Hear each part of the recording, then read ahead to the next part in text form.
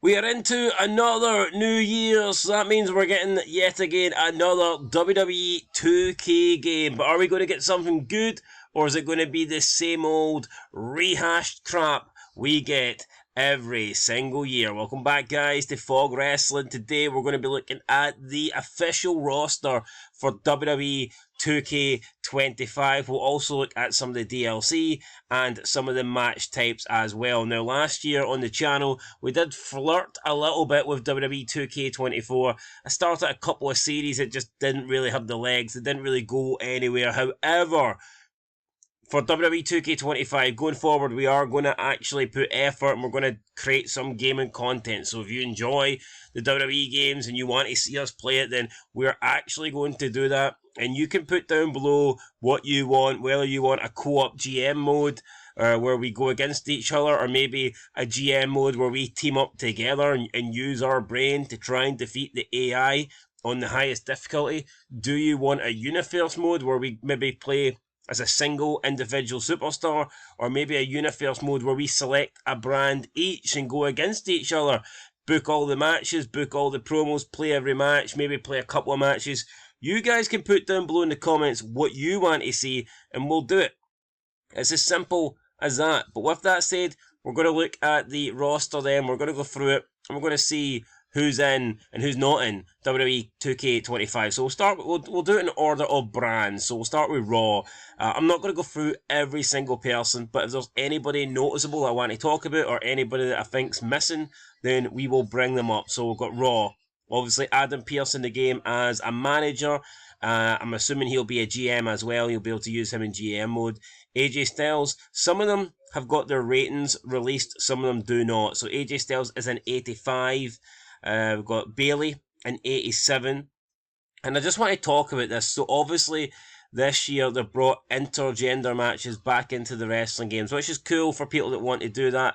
Look, I'm not a massive fan of them, but I do think there is the odd occasion where you can have an intergender matchup, and I mean a proper matchup, not some bullshit like Rhea Ripley beating up Dominic for 5 minutes straight, right? I think there is certain times where you can call upon an intergender matchup, and it's a game at the end of the day. It's not real, so no real complaints about them bringing that mode back in. However, when they used to have that mode, the female superstars had a lot lower ratings. For example, don't know if you remember, but like WWE SmackDown vs. Raw and like Here Comes the Pain, the women had very low ratings. They were like in the 40s, 50s, and the highest women would be in the 60s. And therefore, if you did, let's say you could do Trish Stratus versus Chavo Guerrero. Trish Stratus may be the highest female in the game, and Chavo Guerrero is one of the lower male wrestlers in the game, but she would still be a lot lower rated than him because their stats reflected that. So, for example, if strength was out of 10, Chavo Guerrero's not known for being a strength guy. He would maybe be rated, let's say Chavo Guerrero's rated 5 out of 10 for strength, okay? Trish Stratus, because she's a woman, would be rated like 3.5 for strength. So, Trish Stratus, in comparison to Chavo, would still be lower in strength, but in this year's game, the women and the men have the same ratings essentially, so they're not judged on like their gender or their in comparison to each other. They're just judged on their individual division. So someone like a Rhea Ripley, who's considered strong, she could have more power than someone like a Braun Breaker, and that to me that's going to be game breaking. So like out of 10, Braun Breaker might have 9 out of 10 power, but Rhea Ripley, because she's one of the most powerful females, might have 9.5 out of 10 or 10 out of 10 in terms of power. And to me, that's dumb. That's almost game breaking. So yeah, look, so Bayley and AJ, what's stopping Bayley from beating AJ in an intergender matchup? Because she's 2 higher ratings than AJ. So things like that, I think, just don't really make sense, and it'll be interesting to see how they try and combat that, or maybe they won't even bother, I don't know. CM Punk is in here, obviously. Got Dakota Kai is an 82. Grayson Waller just moved to Raw. You got Gunther, don't know his rating yet. Io Sky's an 89. Pretty impressive. Kiana James making her debut in this year's game. Liv Morgan's a 91. Logan Paul is a 90. What else have we got in here? Raquel Rodriguez is an 86. Rey Mysterio is an 86. Seth Rollins in there with no rating. And Zoe Stark, she is the final person on the Raw roster. You got Sheamus in there as well. Pat McAfee is in the game as a playable character too, so you can wrestle with Pat McAfee. Interesting. Right, let's move on to SmackDown. Alexa Bliss is an 83. So Alexa Bliss, obviously back after a couple of years. Baron Corbin's been released, but he's in the game. You've got Chelsea Green, the US champions, an 80. Braun Strowman, a pretty low rating of 81. Interesting. You got Damian Priest, 91. I guarantee you that Bianca, look at that, Bianca Belair's 95, Braun Strowman's 81. So that means that Bianca Belair will dominate. She's likely going to dominate and wipe the floor with Braun Strowman. It just doesn't make any sense, but whatever. That's the way they've designed the game. You got Indy Hartwell, who's been released for a while, still in the game. You know what? I'm kind of fearing for some of the new wrestlers, just due to the fact that a lot of the older ones are still in this. That tells me that maybe some of the new people aren't going to make the cut. Who else have we got? We've got Tama Tonga in there. We've got The Miz, 81 rated. Selena Vega on SmackDown as well. Who else have we got? Jacob Fatu, 87 rated. Drew McIntyre on SmackDown as well. So Charlotte Flair obviously back. Interesting. Damian Priest, 91. Right, let's go to NXT. So we've got Andre Chase in there. You've got Ava as the manager. Axiom's in there. Duke Hudson's in there. Eddie Thorpe's new. Ethan Page is new. Who else is new? Charlie Dempsey is new. Jada Parker's new. Jakara Jackson, she's new. So's Lash Legend. Kalani Jordan. Lexis King. Lola Face. A lot of new people in this year's game from NXT.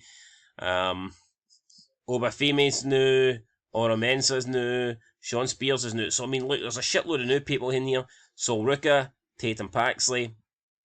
And then you've got some of the like Trick Williams, Tony D'Angelo, guys that we've seen in last year's game. Thea Hale as well. Wesley, Wendy Chu. What I did notice is there's no Stephanie Fakir. There's no Julia. I'm assuming they'll be DLCs. How long will you need to wait on them? I'm not quite sure. Right, here's your legend list. So you've got Alandra Blaze in there, Afa. There's definitely a big bloodline presence. You've got Afa in there. You've got a lot of Samoans I've noticed here. So Head Shrinker Fatu, Head Shrinker Samu. I mean, Islander Haku. It's just a lot of these bloodline guys that were never any good, but now we need to pretend that they're great for whatever reason. So, yeah, Brother Love in there. You got Devon in there. China. Eve Torres is in the Legends category for some strange reason. You've got Lita, Maurice, Michelle McCool. Got Molly Holly. Miss Elizabeth's in there. Paul Ellering. Who else have we got? Rick Steiner. You got Rhea Ripley for 2020. Roman Reigns for 2022. Rocky Maivia's in there. RVD. The Sandman. The Sandman. Great. And that's Stacey Keibler's a legend. Stephanie McMahon's in there. Stone Cold. Tamina Snuka. Why the fuck is she in the legend category? Just because she's Samoan. Trish Stratus in there. Wade Barrett. X-Pac. Yokozuna. That's your legends. DLC. Who have we got in terms of DLC? Not a lot. Just Bloodline. Jey Uso. Not much happening here. Undertaker, Nikki Cross. I mean, is anybody buying this game for Nikki Cross? Seriously?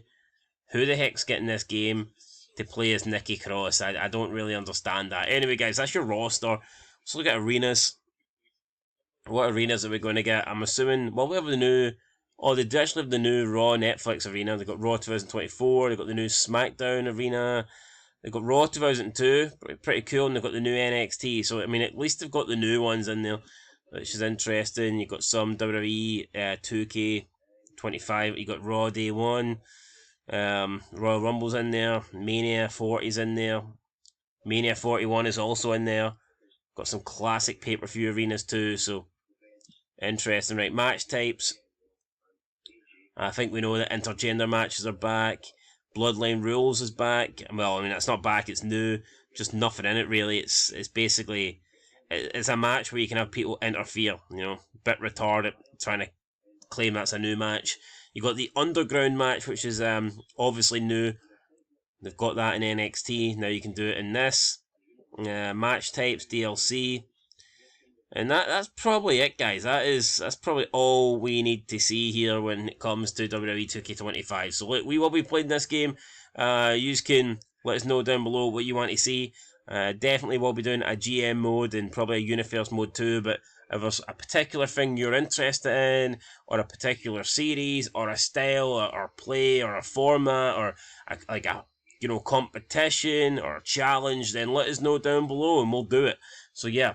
No complaints there. You want to see WWE 2K25, you're going to get it on this channel. So make sure you like, guys. Make sure you subscribe. We'll catch you in the next one. And of course, until then, Beanfog Wrestling, thanks for watching and peace.